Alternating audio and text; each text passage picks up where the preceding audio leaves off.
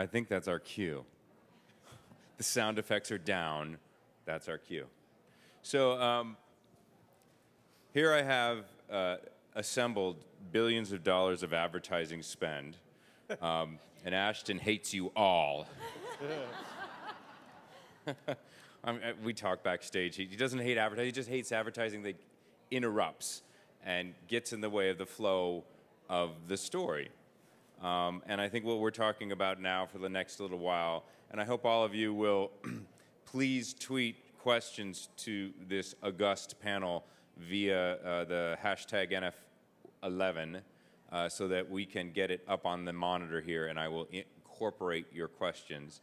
But I think what we're going to talk about here is how do marketers start to not just buy adjacency to great stories and interrupt those stories and then try to tell their own, but rather start to integrate into them in ways that are not only natural but add value to them, or tell their own stories in ways that are natural and add value and become a service to a consumer or a value add to a consumer as opposed to an interruption and an irritation, as Ashton put it. So you saw everybody here on stage. We have three major CMO, SVP marketing folks, and we have a founder of Magnify, which is a major content, particularly video play, and author of Curation Nation, which is one of my favorite book titles of the year. So I'm going to start with a question for all of you and let you answer as you wish, which is to ask Mark's initial question when he introduced the whole NewFront, which is, are you ready to allow your customer, your consumer, or your prospect to take control of your brand? Are you down with that concept? You have to be. I mean, yes, and not only are we ready, we actively want it to happen. We hope it happens. So I think what we're in search of are what are those, everybody loves this word authentic, but what are those authentic moments, those kind of moments of discovery where a potential customer or consumer says, wow, I didn't know that about GE. I've learned something new. I've consumed a piece of content that tells me something, and it's relevant, and I'm going to do something with that information. Right, right. Susan? So I'd say it's no different today than it's been in the history of marketing. Consumers have always owned the brands. Consumers have always talked about our brands. Consumers always render opinions about our brands, and they either promote it or they don't. Now there's just a medium for us to see that in real time, and that's the only difference. So as marketers, Susan and I were talking about this morning, we've been trained that we have to control the communication about the brand, and it's really the opposite. It's really about giving the best experience to the consumer so they control the conversation. Susan, do you have a point of view on this? Well, I totally agree with what's been said, but I think what we're also looking at is using our customers themselves and their stories as the way to tell our story, because it's so much more powerful than just talking. And I think the whole idea of brands as publishers is to relinquish the control and change it to a dialogue.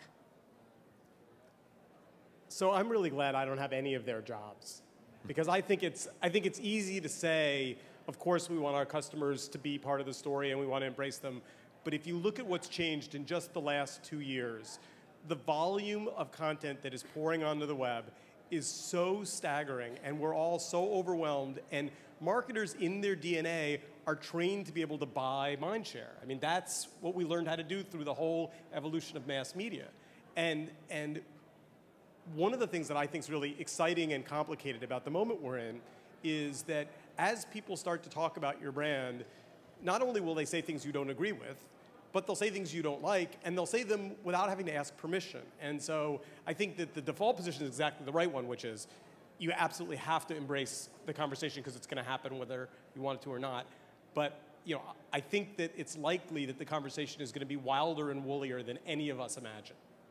Well, I'd actually like to ask early in this conversation for those of you who have, the marketers on the panel, to give us examples or your favorite example of using content as a driver of a marketing program or campaign.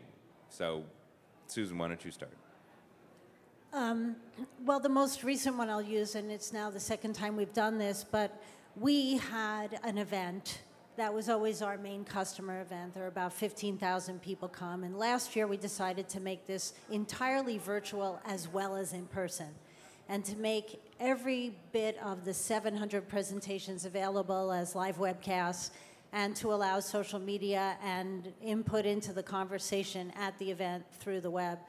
And we also turned that event into a broadcast that had real broadcast quality interviews. We brought in our media partners to participate in the conversations. We brought in our other partners to participate in the conversation. And 2/3 of the content was our customers presenting about how they use our brand.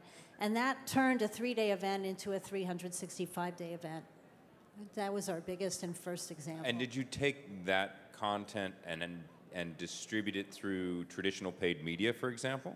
We have some of that content that go into demand gen programs when they're relevant to a particular product. And we also have a YouTube channel, so we distribute on that as well as our own site. Susan?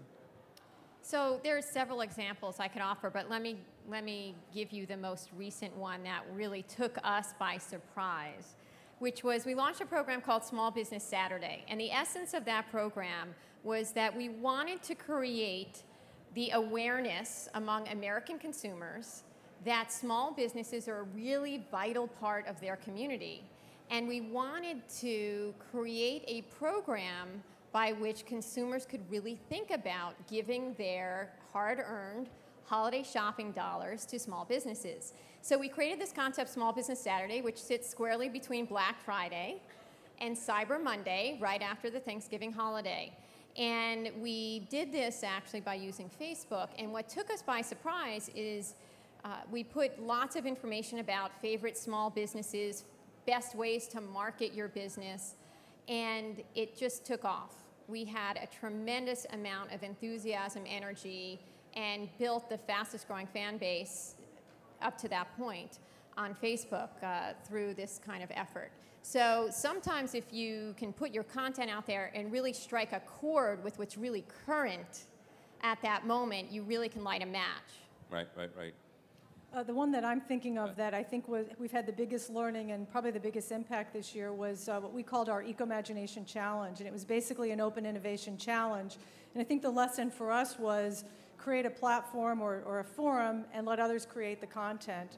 And for us, it was teaming with 4 venture capitalists and coming up with a commitment of investing in startup ideas. And then we invited people to come in and sort of comment on the ideas, and what happened was magic. I mean, first of all, we gave voice to a lot of startups from around the world, and then people became enthusiasts for this solar idea versus that water idea. And then this community developed where people were coming in and saying, hey, you know that idea with solar, it would work really well with this idea over here for local generation. And they were doing their own business development and networking. So out of it for us has come a lot of ideas that between GE and our VC partners we're going to fund, but this incredible community that we were able to tap into and then incorporate and make the ideas better going forward. And I think it's just changing the way we're going to engage in communities of conversation going forward. Well, all of these ideas strike me as what you're doing is the essence of what a traditional publisher, and I don't mean that like necessarily on paper per se, but a traditional publisher is a curator and a leader and a voice in a community. And a community forms around that publisher's point of view, that publisher's offerings. And in each of your examples, you are in fact that publisher. You're the publisher of Small Business Saturday, right? You're the publisher of Eco-Imagination. You're the publisher of the content for those 3 days with those 15,000 people.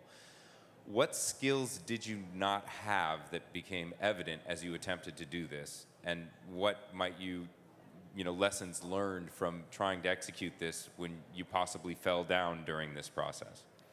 Well, if you fell down, I don't want to assume you did, but... We fell down many times. I think one of the things, I'm still struggling in my head whether I think we're ever going to be publishers. That's a whole other discussion. But I think in this case, we were a convener.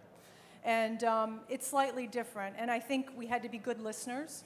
You have to give up a lot of control, which I think we've all gotten our head around, but you had to be adaptive, and you had to be able to listen to the community and really incorporate them in a way that was meaningful, not just say, yeah, we hear you. Well, yeah, we hear you because we now want, in the next phase, we want you to help us select the best ideas.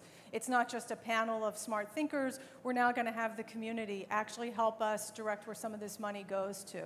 And you learn it, and I'd say one of the other things we struggled with were just some of our own biases. Again, not listening enough and needing the community to say, no, you're not hearing what we're saying. We had 5,000 business ideas. No, not 5,000 good ones, but we had a lot of really good ones. And sometimes that kind of voice of the community saying, no, you're not listening enough to this. There's something here. We had to say to ourselves, what are they telling us that maybe we're not hearing? Well, no, I wouldn't say necessarily that brands, with all, let me ask for, no, I won't even ask for permission, I'll ask for forgiveness. Brands aren't very good at listening, generally. So you just said, you got some feedback that perhaps you weren't listening. Is that one of the skill sets that you need to develop, or that you did develop as you execute these programs? You have to develop, and we all need to do more. How are you doing it? Like, what actual approaches are you taking to hearing that, as Steve put it, that there's just so much feedback out there? How are you, practicing that listening? Well, we've had a community for about 5 years, 6 years now that has 2.3 members. And I hope it's 2.3 million. Million, right. Because that 0.3 probably... It's a very targeted audience. I want to meet that guy. But they are very influential. Yeah. And one of the things that's come out of that is actually a program where the community itself votes on 100 people a year to be mentors, and those 100 people become the voice back to us. And they get access to executives, they get to participate in live events, and they represent the voice of that community back. Now, of course, all 2.3 million can also weigh in, and we do a lot of other things on that community, like facilitating conversations to help with problems during questions they have about what it would be like to put an SAP system in, or ways they're using things new that other people would like to share. But we do have that advocacy from that 100, which is the voice back to us, in addition to our channels like Twitter and Facebook, which we really pay attention to as an opportunity to mine the data and listen to the conversations. Right.